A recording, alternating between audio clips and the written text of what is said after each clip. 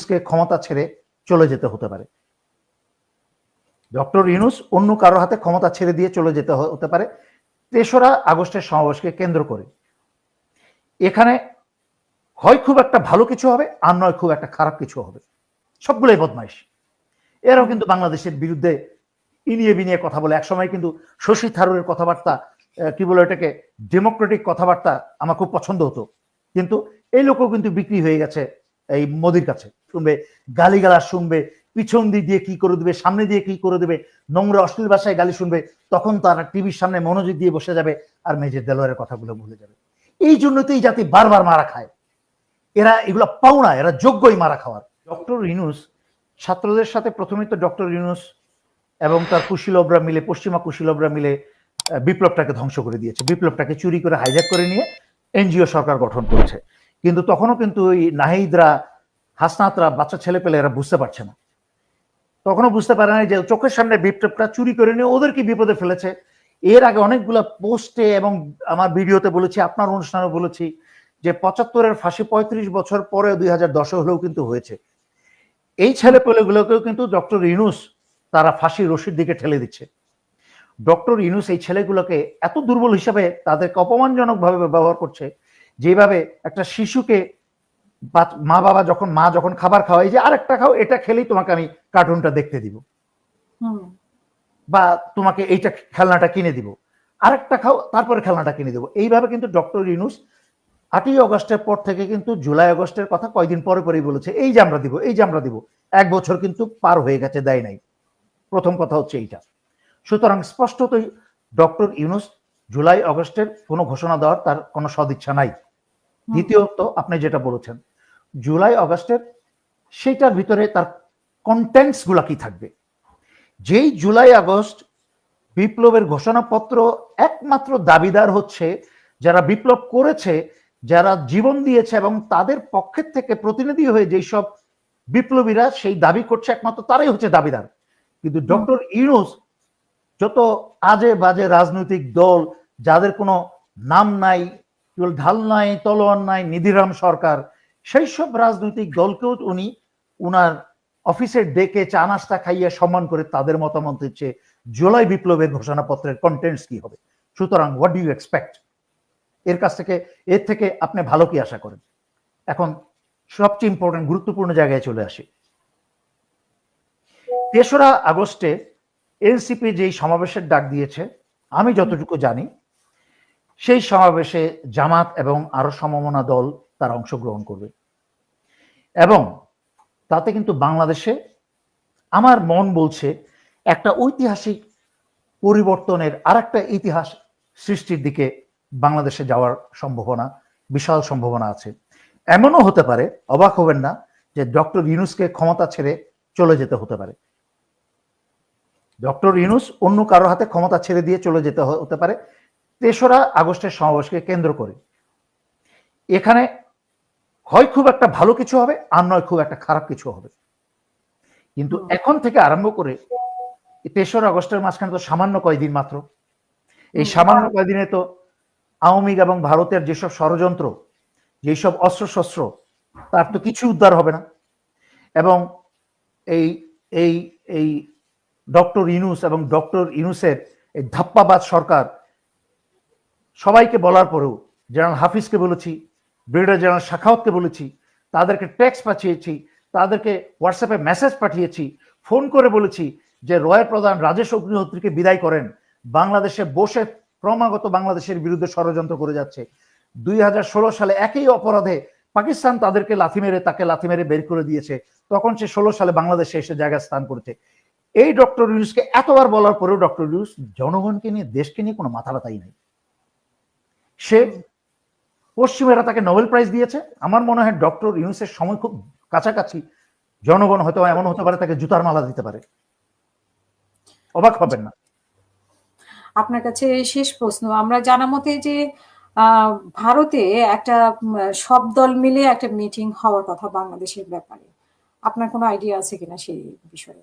আচ্ছা, আপনি খেয়াল করবেন ভারতের যেই কি বলে এটাকে, ফরেন সেক্রেটারি, সে কিন্তু চিরাচরিত বাংলাদেশে কিছু হলেই তো যেন তাদের কোনো প্রদেশের কিছু হয়ে গেছে। মানে মায়ের চেয়ে মাসির দরদ বেশি, বাংলাদেশিদের থেকে যেন ভারতের দরদ বেশি। আর ভারতে তো মলম বিক্রেতা আছেই, বাংলাদেশের সরি ভারতের সকল মিডিয়াই তো মলম বিক্রেতা মিডিয়া। তো ওই পররাষ্ট্র সচিব কিন্তু বলেছে যে গোপালগঞ্জে কি হচ্ছে আমরা নজর রাখছি। তাদের মণিপুর জ্বলে কিন্তু শেষ হয়ে যাচ্ছে, মণিপুর কিন্তু জ্বলে শত শত হাজার হাজার মানুষ কিন্তু নিহত হয়েছে, খ্রিস্টান প্রচুর নিহত হয়েছে, সেটা নিয়ে কিন্তু মাথা ব্যথা নাই, সেটা নিয়ে কিন্তু কোনো কথাবার্তা নাই। তাদের ভারতের ভিতরে কিভাবে মুসলমান মসজিদ ভাঙা হচ্ছে, কিভাবে মুসলমান হত্যা করা হচ্ছে, সেটা নিয়ে কিন্তু তাদের আভ্যন্তরীণ যে ভারত টুকরা টুকরা হয়ে যাচ্ছে সেটা নিয়ে কিন্তু তাদের মাথা ব্যথা নাই। কিন্তু বাংলাদেশ নিয়ে তাদের একটা, সকল রাজনৈতিক দল মিলে এটিকে আজকে প্রথম, এটা তো আজকে প্রথম না, এর আগেও কিন্তু হাসিনা পালানোর পর থেকে দফায় দফায় বাংলাদেশকে নিয়ে এই বিজেপি সরকার, কংগ্রেস সরকার, এরা সব মিলে কিন্তু একসাথে মিটিং করেছে। কারণ চোরে চোরে মাসতো তো ভাই, এই যে এক সময় একটা লোককে, ভারতের একটা এমপিকে আমি, সে বিদেশে পড়াশোনা করে বড় হয়েছে, তার কথাবার্তা আমি পছন্দ করতাম, কিন্তু বেলা শেষে এমন একটা কথা বলতে মুখে চলে আসছিল যে বলতে গেলে এটা অনেকেই মনে করবে হিন্দুদের বিরুদ্ধে, আসলে বিষয়টা তা না। এই ভারতীয় বদমাইশগুলা, এরা যেই দলেরই হোক না কেন, এরা সবই বদমাইশ, রসুনের গোড়া কিন্তু সবগুলোর এক। তো যেই এমপির কথা বলতে যাচ্ছিলাম, শশী থারুর, একসময় তার কথা কিন্তু আমার ভালো লাগতো, এই শশী থারুরকেও আমি এখন ঘৃণা করি, সবগুলোই বদমাইশ।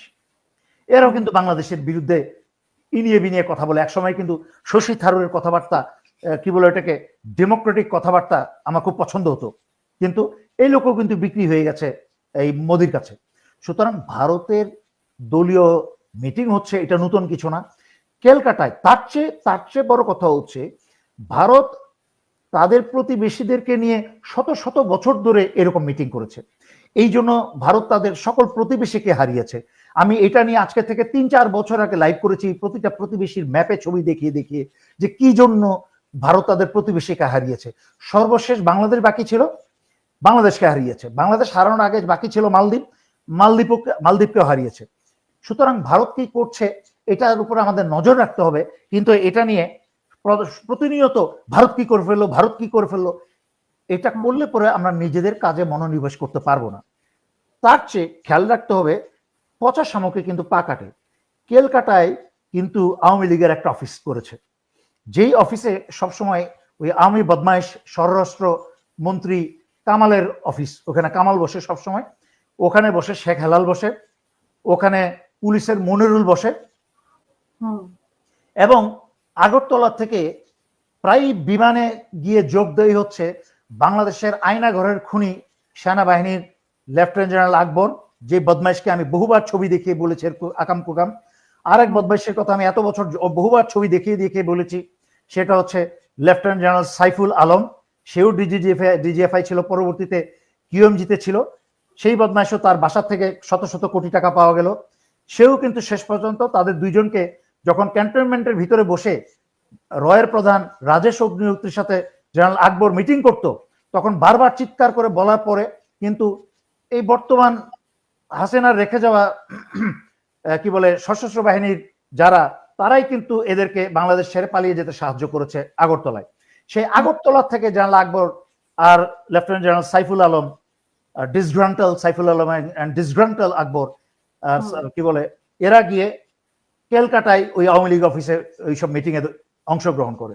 তাদের মিটিং এর মূল উদ্দেশ্য হচ্ছে যে বাংলাদেশের লোকাল আওয়ামী সন্ত্রাসী নেতাদের সাথে কোঅর্ডিনেট করে এই যে গোপালগঞ্জের মতো ঘটনা, কক্সবাজারের মতো ঘটনা, সারা বাংলাদেশে এইভাবে ঘটনা যেন আরো বেড়ে চলতে পারে, এইভাবে তাদেরকে, সন্ত্রাসী লীগদেরকে কি বলে, তাদের সাহস এবং উৎসাহ বাড়িয়ে তুলে এক সময় তাদেরকে বলবে অমুক জায়গায় যাও, রিপোর্ট করো, সবার যার অস্ত্র হাতে বুঝে নাও অস্ত্র ঘাঁটি থেকে, এবং বাংলাদেশে বিভিন্ন জায়গায় বিভিন্ন বিভাগে সেক্টর ভাগ করে তারা যুদ্ধ ঘোষণা করবে, সেক্টর প্রধান নিয়োগ করবে বাংলাদেশ বিরোধী যুদ্ধের জন্য, এবং বাংলাদেশে গৃহযুদ্ধ শুরু করবে। বাংলাদেশিদের তো সময় নাই, তারা তো এরপরে আপনার অনুষ্ঠানে পরে বাংলাদেশেরা যখন একটা মজার জোকসের আঞ্চলিক ভাষায় একটা লাইভ শুনবে, গালিগালাজ শুনবে, পিছন দিক দিয়ে কি করে দেবে, সামনে দিয়ে কি করে দেবে, নোংরা অশ্লীল ভাষায় গালি শুনবে, তখন তারা টিভির সামনে মনোযোগ দিয়ে বসে যাবে আর মেজর দেলোয়ারের কথাগুলো ভুলে যাবে। এই জন্য তো এই জাতি বারবার মারা খায়। এরা এগুলো পাওনা, এরা যোগ্যই মারা খাওয়ার। এরা অশ্লীল, নোংরা অশ্লীল ভাষা এবং যোগ শুনে সময় কাটাতে পারে, বাট গুরুত্বপূর্ণ সত্যি কথা এরা শুনতে রাজি না এবং প্রস্তুতি নিতে রাজি না। এই জন্য এই জাতির